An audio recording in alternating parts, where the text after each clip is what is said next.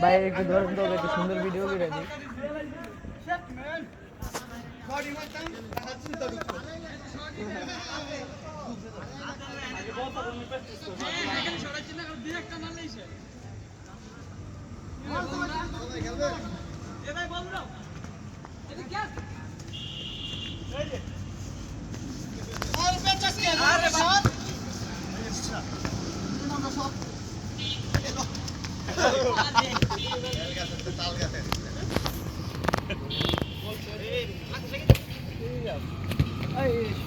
আটু জোরে মারবো